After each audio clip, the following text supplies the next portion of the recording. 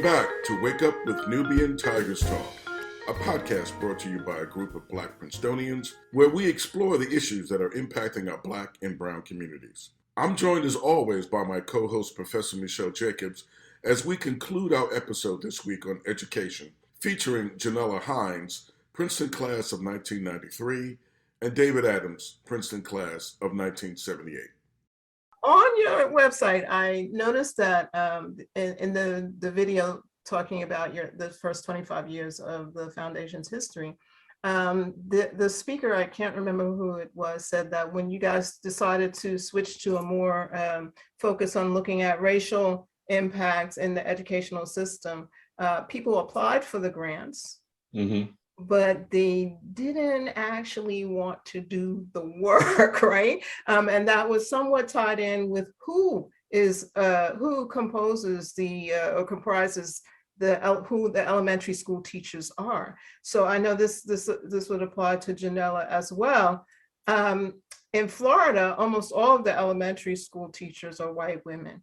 And the School of Education at the University of Florida, where I just recently retired from, made relatively little effort to give those teachers any kind of grounding in African-American history and Latin history and any kind of history other than what white people did in Florida and in the greater United States. So I'm wondering, do you see that problem in your teachers who are coming out of the teaching colleges in New York and Connecticut?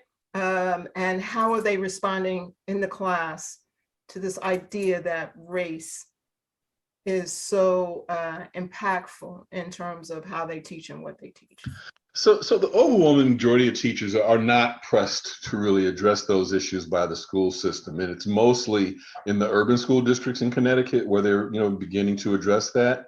We provided some financial support for diversity teams in school districts, and only the urban school districts applied for it and have made progress. But that's because those are districts that are already diverse in terms of both the students and the parents and, in the community, and more importantly, the voters.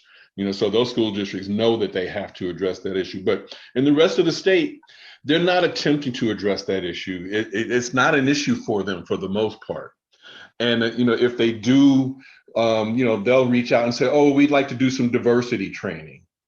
And we're saying, well, we're not just doing, supporting diversity training in a vacuum. We want to know what is your overall effort to address equity issues, not just some one-off, training that you can sort of say you check the box and continue to move on.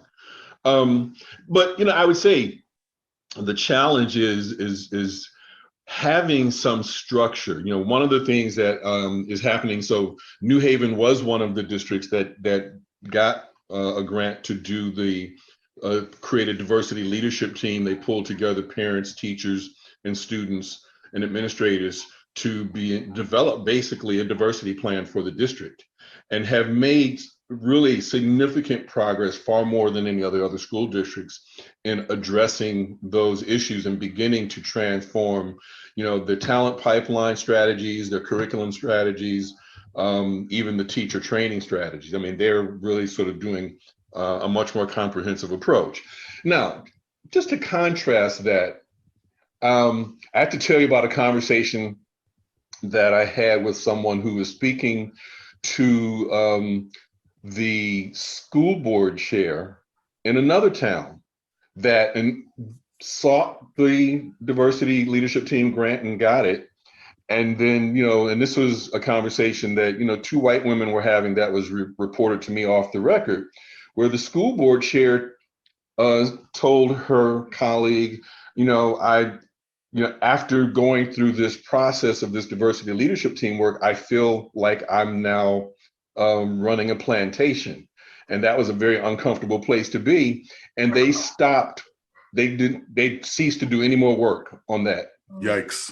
From that point forward. That's the wrong reaction. Yikes. Absolutely. But, and it speaks to, this parent saying, well, you're making us feel bad, right? This school board chair felt like, oh, you're going to make me the bad guy, right? And it's a district that has some serious problems, and it has an organized BIPOC community that happens to be the minority in that particular town. And so they don't have the political power to force the school system to keep doing it, but they continue to agitate. So, you know, the BIPOC leaders in that town are not going away, but they're bumping up against, you know, that that subtle resistance. You know, they don't come right out and say it directly. You know, like I said, this was reported to me as a private conversation from one white person to another white person. But, you know, they just sort of like, oh, well, the grant ran out, we're done, you know, we're moving on. They just let it go.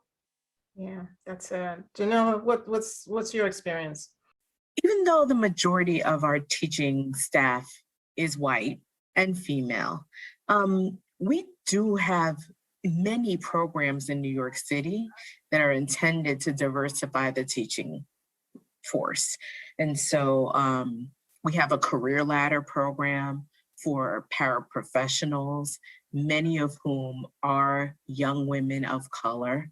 So it provides them the opportunity to transition from that support position to becoming a classroom teacher.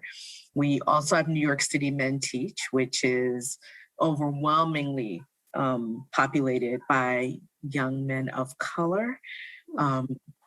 Today's Students, Tomorrow's Teacher is another initiative that is intended to get young people who are high school students into the classroom. And that is a more general program, but we have a really specific program for teachers of career and technical education. And that's called the Success Via Apprenticeship Program, where students who have shown talent in particular career paths are then given the opportunity to become teachers. And so they go through programs through the City University of New York and are full-time teachers in the classroom at the age of 21 because they are doing a dual certification with their bachelor's degree. And so through those 4 programs, we have achieved quite a bit of success in terms of diversifying our population. But the work that David is talking about, that kind of professional learning that needs to happen for all teachers, there's still quite a bit of work to be done around that. And it has to be ongoing. It has to scaffold and build on itself. It has to allow for forthright and direct conversations about race, as uncomfortable as that is for many, many people. And I think we are getting better at that, but there's still a lot of work to be done around those kinds of issues. Yeah, and we were able to put in place support a program that does operate statewide and both the state, the diversity leadership teams program and this other program I'm going to talk about are run by the State Education Resource Center, which is responsible for professional development for the state of Connecticut for teachers.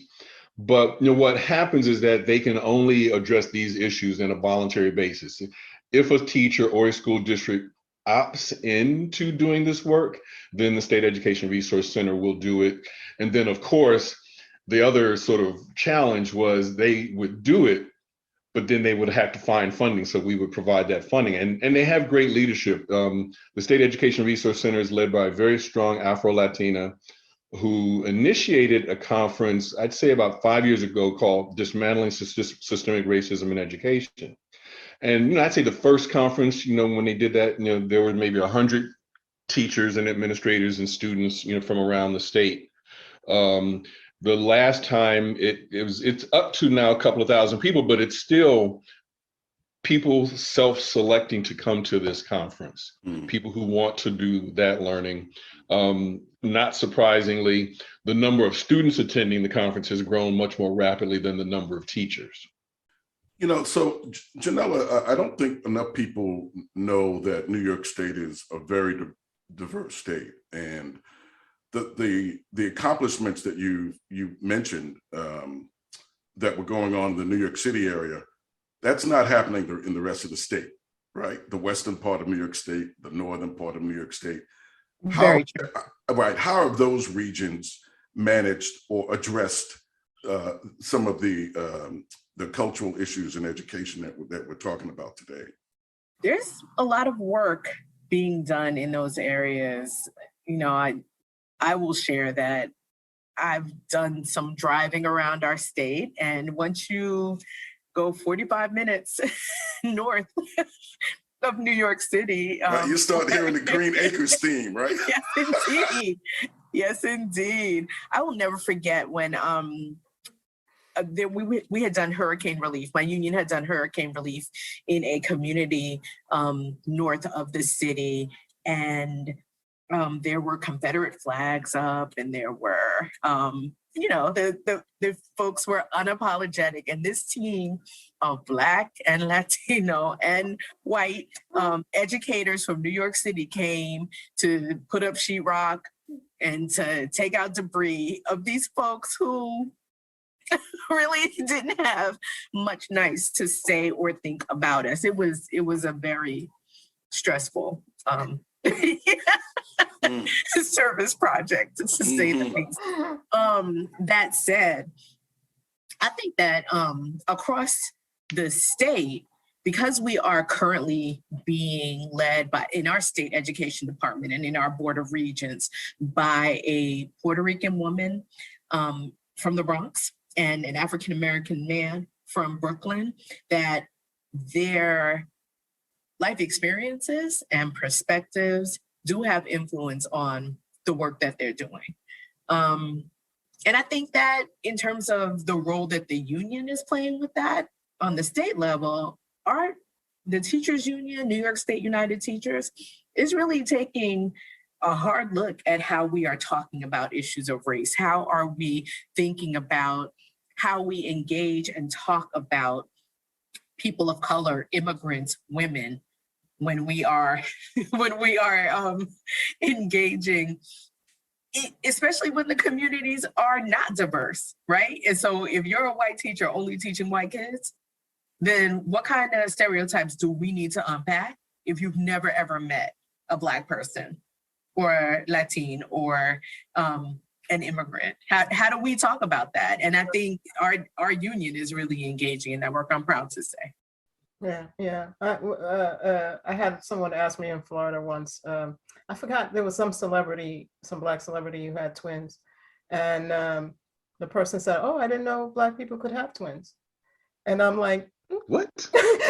Is something biologically different in how the egg got fertilized?" I mean, I help me here. I can't understand it. So, but again, this is a person who has never been around. It's really tired. It's tired, and it's trifling, and it's annoying. Yeah, but we have to assume they never even took biology. Can we assume that? Yeah.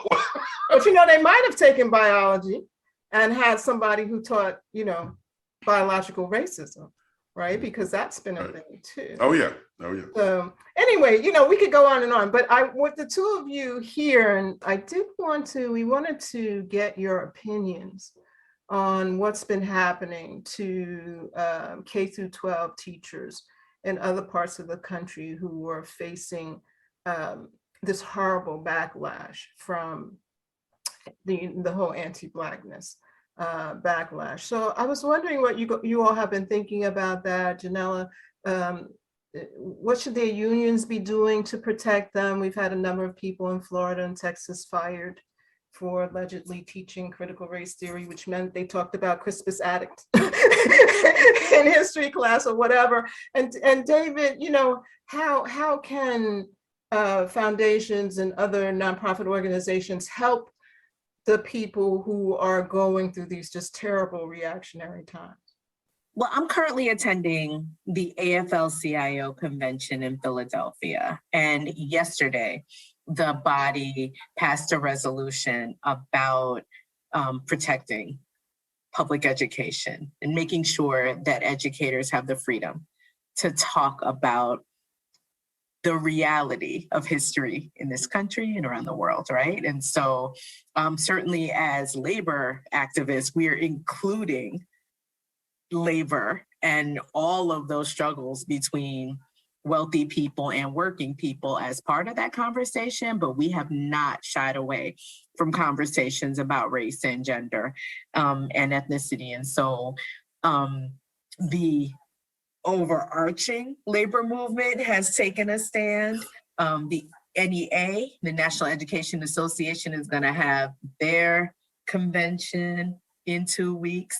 2 weeks after that, the American Federation of Teachers will have their convention. And so representatives from all across the country are going to be engaging in these conversations, and we're making policy as labor union activists, but also as education activists, and really lending our support to siblings in states like Florida and Texas and other right to work states where people are treated with great disrespect and don't have the due process rights that teachers like me have in New York and in other northern, more progressive states. There's a connection for sure between all of this, right? And when they're attacking what they term as critical race theory, but is really a conversation about how we're going to prepare the next generation for true engagement in our society, that is connected to voting rights. Of course, it's connected, right, to our protection over our own bodies, and in terms of our voice in the workplace. All of that stuff is connected, and so they'd like us to be fighting against each other, and we're working really, really hard as a movement, but also as educators, to think about how we align our interests so that we can fight to make the society better for all of us. So would the national organizations be able to, like, what kinds of support can they give to those people who are under attack?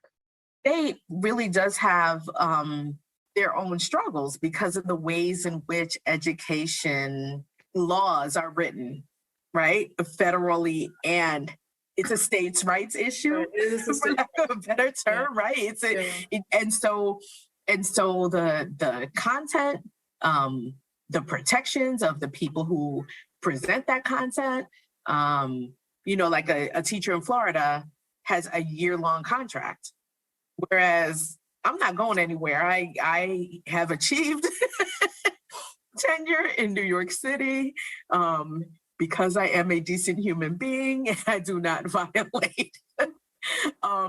There's no reason for me to expect that I'm not going to continue in my role as an educator. And that's not the reality in so many places across the country. And so the type of freedom and flexibility that you would have in New York, you just don't have in those other places. And people are constantly looking over their shoulders when they're teaching not only history, but we're talking about English language arts. We're talking about science and math, to your point about the ways in which racism is infiltrated throughout the curriculum. Yeah. David, what are your thoughts on that? So in philanthropy, there's some traction beginning to pick up across the board, specifically in a couple of the organizations I interface with, like Grant Makers for Education, Change Philanthropy, the Early Childhood Funders Collaborative. There's a recognition of the need to address these issues and provide support. I'm also a part, or we are also a part of a sector in philanthropy that explicitly funds community organizing, because we understand that a big part of why a lot of this is happening is that BIPOC people have been disempowered for too long and have been subject to the power dynamics that influence our education system. And so we've really been committed to making sure that we are making it possible for BIPOC communities to have voice, to engage in basically in building power. I mean, it's one of our explicit priorities, is building community power. And as a part of that, 2 years ago, we made $1 million commitment to the Movement for Black Lives, because it's important to provide resources to Yes. allow the Black community to push back on these issues. And even though they have, frankly, a minimal presence in Connecticut, we understand that the struggle in Connecticut is tied to the national struggle around these issues as well. And that it just really does help strengthen the equity ecosystem when those messages are ricocheting around the country and informing what's happening locally. No, that's so true, right? Because you can have the best ideas in the world if you don't have any money Yep. to make them a reality. Mhm. It's just not going to happen. It'll stay a pipe dream. So we're coming to the end, and we always like to ask our guests if you what's the thing you want our listeners to leave with based on your experiences? Like if there's a takeaway for them, what would that be? You want to go first, Jenna? Come on, somebody be brave. I'm still I'll jump thinking, in. David, you do it. Okay, I'll jump in because, one of the things that I've begun to say to people, especially in philanthropy, is that when Black people were first exploited, it wasn't about housing. It wasn't even about education. It wasn't about healthcare. It was about self-determination. It was about the ability to make decisions for yourself. And that, the really critical issue is to make sure that Black people and brown people and indigenous people have the ability to take control over their lives, their schools, their communities in a way that we're not, suppressed in the ability to live and learn and really validate and embrace our history, our legacy, our heritage. Because unfortunately, we can't hold our breath and wait for white America to get ready. It's just not going to happen in time for, certainly not this generation that's in school. And unfortunately, I don't even think for the next generation. I mean, Dr. King used to say, how long? Well, as far as I'm concerned, too long. Mm. And so, we have to make sure that through all of this, that, Black and brown people have the ability to speak for themselves, to work for themselves, and to, pressure the system to really force the system, because we know that's the only way the change happens in America.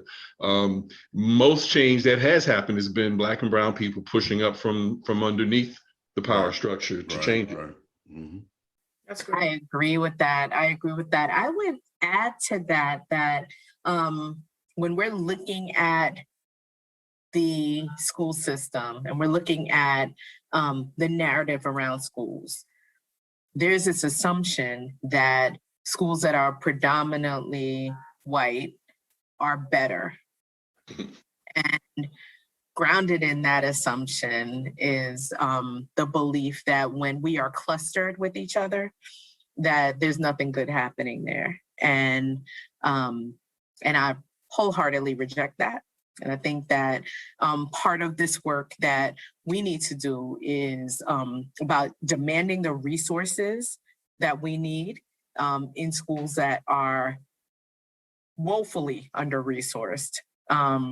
That what makes schools, the comparison between two schools, when we dig a little deeper than the racial differences that exist, it's about resources, it's about funding, it's about access. And so when Black parents come together, Latin parents come together, and we are demanding that our students get the same things that are happening in other places, that's really, really critical work. And for those of us who have the opportunity to provide our children with educational experiences where there are more resources, we're often the only one, or we're in the really, really, really sad minority where we are not given the opportunity to thrive in our Blackness, in our with a cultural relevance. And I think that's a huge disservice to our children as well. There's a lot of violence that happens in that space. It's psychological, a lack of psychological safety for our children. And And I know when parents are making these decisions, these are really, really hard decisions to make when you think about providing the best possible opportunities for your children, but it's fraught, and there's a lot of work for us to do as a community to ensure that our young people get the best possible educations that they can. You know, guys, Michelle and I have been doing this podcast for a couple of years now, and I am never, ever amazed at the excellence of Black graduates from Princeton and the different communities that they've flowed and professions that they have, you know, gravitated toward. And this is the first time we've kind of like tackled education in our podcast. And you guys have been excellent representatives. So I just want to say that right out. Yeah, it's been great. It's been great. This is definitely a two-parter. Oh yeah, I got my work cut out, but it's good. It's good work. It's good work. I just really want to thank the both of you for spending the time with us. You know, it's the evening when we're recording this, and everybody has plenty of personal stuff to do after a long work day. But we really appreciate you, because our whole goal is to get our communities to know you don't have to be elite to be intelligent. You don't have to be elite to have things for your family, to achieve success, to have greatness, to understand how we function in this society and who we are. And so that's our audience. We're trying to reach that audience, to give them, to share these gems of knowledge with them that we've had the privilege to gain through our association with Princeton. So we are just really so grateful to you both, and thank you so much for being on the show. And who knows, depending on what's happening out there in the crazy world, we might have to have you come back. Well, thanks. This was fun, and I really appreciate the opportunity. Thank you so much. If you enjoyed what you heard today, visit our website, nubiantigerspodcast.com. In addition to the podcast, we also post a resource page for each subject to provide additional sources of information. Follow us on Twitter. Our handle is @NubianTigers, written as one word.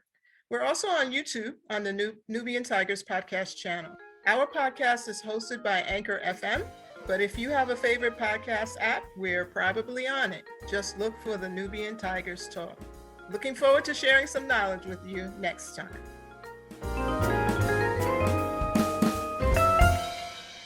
Wake up, wake up, wake up.